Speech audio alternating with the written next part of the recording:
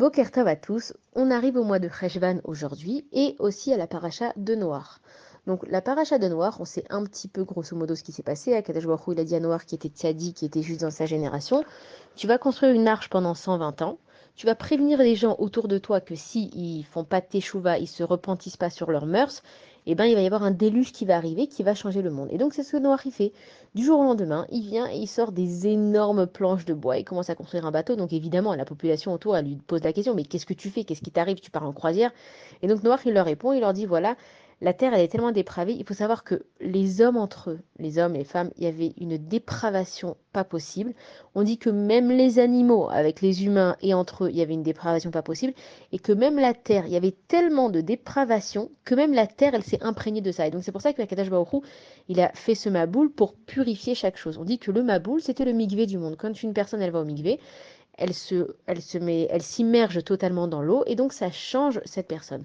Et donc en fait, Noir pendant 120 ans, il faut savoir que c'est le temps d'une vie. Quand on souhaite à quelqu'un de vivre pendant longtemps, on lui dit Admea Ve'esrim Shana jusqu'à 120 ans. Et donc pendant 120 ans, Noir, il expliquait aux gens, il leur disait il faut faire tes chouvas, il faut arrêter de vous conduire comme ça.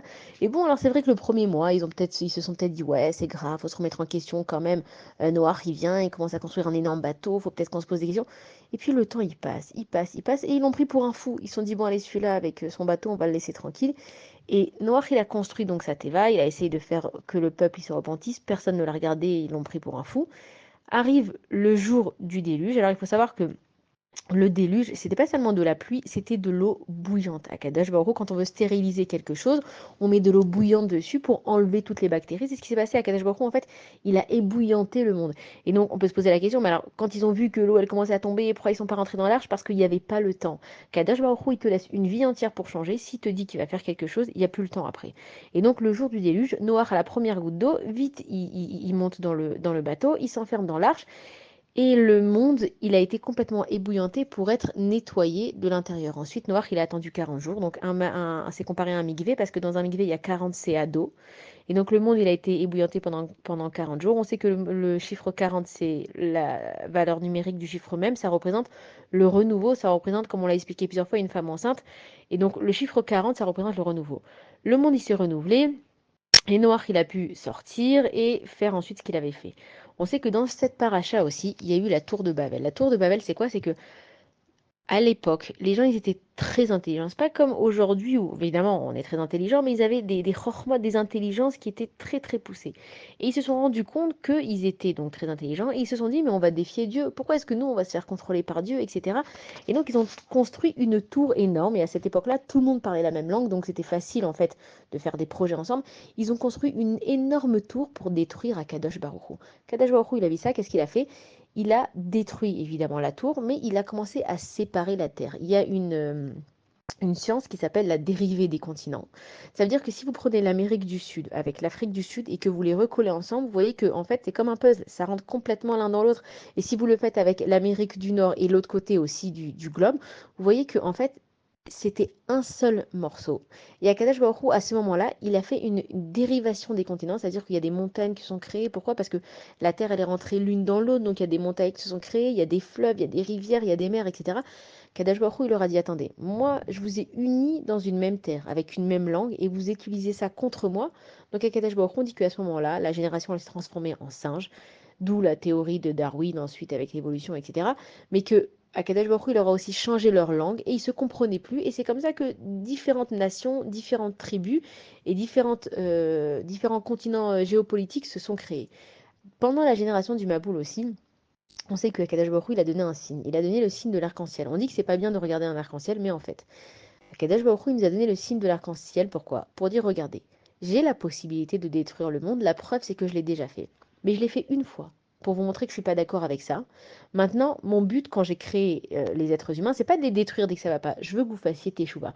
Vous détruire, je peux le faire, donc j'ai aucune intention de le refaire. Donc à chaque fois qu'on voit l'arc-en-ciel, donc toutes ces couleurs-là, il faut qu'on se rappelle que Akadash Baruch Hu, si on fait pas ce qu'il faut, il est capable de nous détruire, mais il le fera pas. Et si on réfléchit, les couleurs de l'arc-en-ciel, on sait qu'il y a certains individus qui ont repris ces mêmes couleurs et qui les ont mis sur un drapeau et fièrement, ils se pavanent avec ce drapeau. Mais en fait, ils sont en train d'utiliser la menace d'Akadash Baruch Hu et de complètement mettre ce drapeau devant le nez d'Akadosh Baruch Hu. Quelle honte, ça veut dire que Akadosh Baruch Hu, il a le pouvoir de t'exterminer. Il te rappelle qu'il va pas le faire parce qu'il a juste envie que tu sois quelqu'un de bien. Et il y a certaines personnes, elles vont prendre ce drapeau et se pavaner pour en fait, nous, quand on voit ce drapeau, il faut que ce soit le même signe que l'arc-en-ciel, qu'on comprenne que Akadosh Baruch Hu, c'est pas ce qu'il veut et qu'il faut faire très attention de surtout pas traîner dans ces milieux avec ces gens-là, même si ils sont, évidemment, tout le monde est gentil, on a envie de voir le bien dans tout le monde, mais ce que Akadosh Baruch Hu n'aime pas, nous aussi, on ne doit pas aimer. Ensuite, le mois de Cheshvan, on sait que dans ce mois-là, il n'y a rien qui se passe. C'est-à-dire qu'on sort des fêtes de Tishri, on a été rempli de fêtes. Après, il y a le mois de Kislev, il y a Hanouka qui arrive. Et donc, le mois de Cheshvan, on a l'impression qu'il est vide. Il faut savoir que pendant les fêtes de Tishri, on a parlé du mariage entre Akadosh Baruch Hu et les Bnei Israël. Donc, il y a eu le mariage, il y a eu ensuite voilà, la choupa, il y a eu les Sheva Brachot. Et Cheshvan, en fait, c'est la vie d'un couple après que tous les gens, ils ont donné des cadeaux, ils ont chanté, ils ont dansé, ils ont fait les Sheva Brachot. Maintenant, on se retrouve avec Akadosh Baruch Hu dans la vie normale et il ne faut pas lâcher toutes les bonnes résolutions qu'on a prises. Parce que quand on se marie, tout est beau et tout est magnifique et on aime son mari, on aime sa femme et on aime sa belle-mère et on aime son beau-père, on aime tout le monde. Mais quand on va au jour le jour, est-ce qu'on arrive à garder ce même entrain? Et donc le mois de Cheshvan où il n'y a rien, Akadosh Baruch Hu il nous dit pendant ce mois-là, gardez votre standard là où vous l'avez mis au début de la relation. Dans ce mois-là aussi, on sait qu'il y a le 11 Rejvan, il y a la Iloula de Rachel et Minou. C'est pas pour rien qu'il est dans ce mois-là. On en parlera à Bezrat Hashem. On fera une audio pour la Iloula de Rachel et Minou.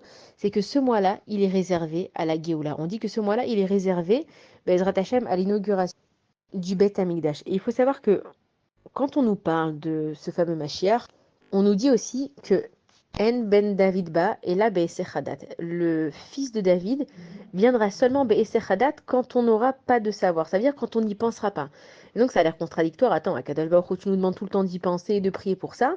Et en même temps, tu nous dis, il viendra quand on n'y pense pas. C'est-à-dire qu'en fait, Kadosh Baruch Hu, il te dit, regarde, tu pries pour le Mashiach une fois par jour. Tu fais tes actions, tu fais tes mitzvot, et le reste, laisse-moi gérer. Et donc le mois de Cheshvan qui est vide, où on nous parle justement de l'inauguration du Beth Amikdash, c'est que Kadosh Baruch Hu, il est en train de nous dire de vivre notre vie comme un juif, sans commencer à avoir des peurs, des angoisses, qu'est-ce qui va se passer maintenant qu'on est marié, etc. Et comment je vais vivre et comment je vais subvenir à mes besoins. Kadosh Baruch Hu, il te dit, regarde, on s'est promis des choses, on garde la même longueur d'onde et on continue ce mois de Cheshvan qui a l'air vide, où il n'y a pas spécialement d'événements, où maintenant voilà, vous êtes lancé dans la vie en tant que couple, il n'y a pas forcément beaucoup de choses qui vont arriver. Gardez votre kivun, gardez votre ligne droite avec Akadosh Baruch Hu.